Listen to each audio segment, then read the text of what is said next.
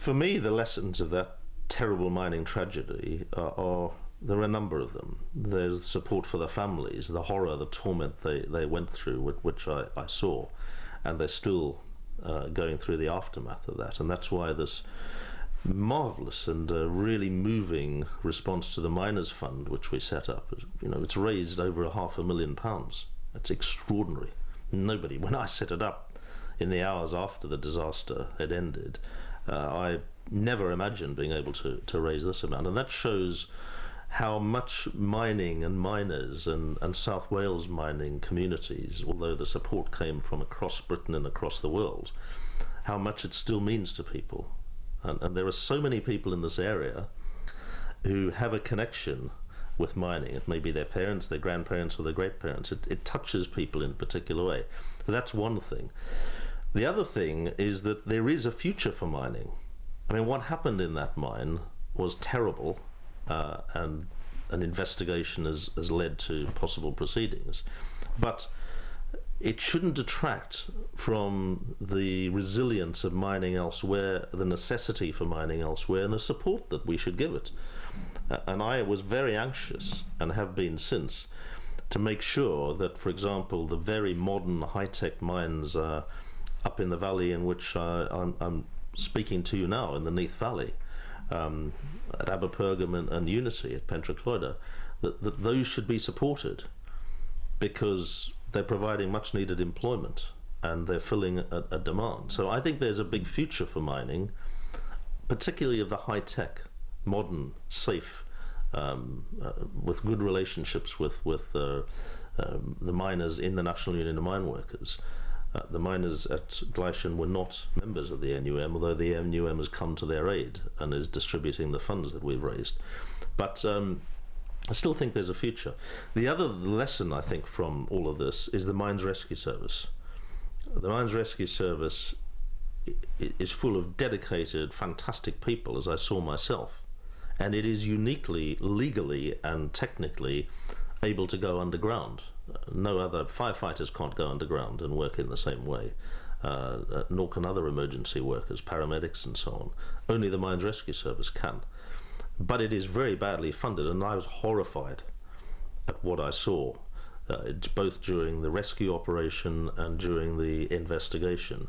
You cannot have a viable, sustainable Mines Rescue Service unless it is better resourced. And that's why I'm demanding that the government does something about it.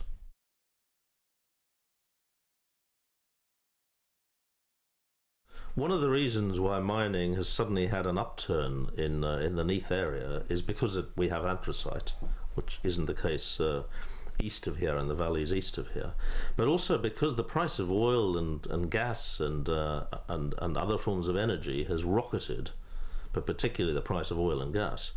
Therefore, coal suddenly becomes much more competitive. I think there could be a really big future, not on the scale that it was in the past. In the 1930s, we had 250,000 miners in South Wales alone. Extraordinary, 250,000. Now we've got 400, virtually all of them in my constituency, in the Neath area. I think there's a big future for coal that is green, with carbon sequestration, capture and storage, with modern power stations, coal power stations, with mining that is high-tech and safe as it can be in what is, by definition, inherently a risky activity. I do think there's a big future, but it's not the future in tens of thousands, but it may be a future in thousands.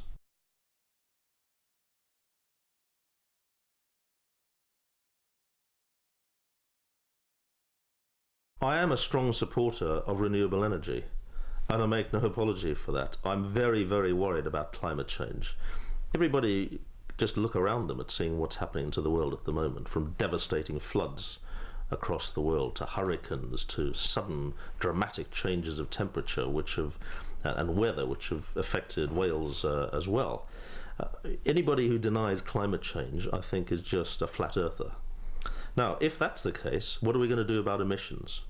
And so, on the one hand, everybody will sign up to reduced emissions, provided they don't have to do anything themselves, and provided they don't have to have a renewable energy project near them.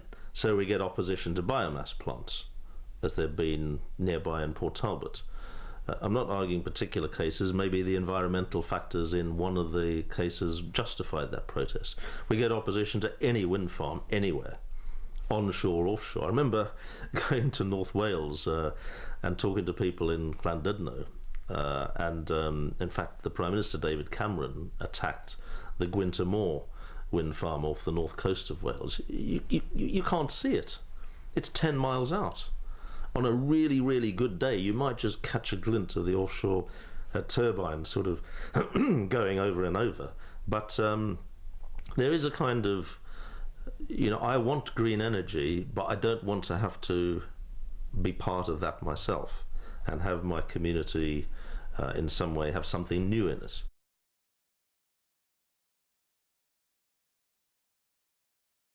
I do think there's been a lack of political leadership. I mean, it's very easy for local members of parliament and assembly members and councillors to sort of just go behind every opposition to anything.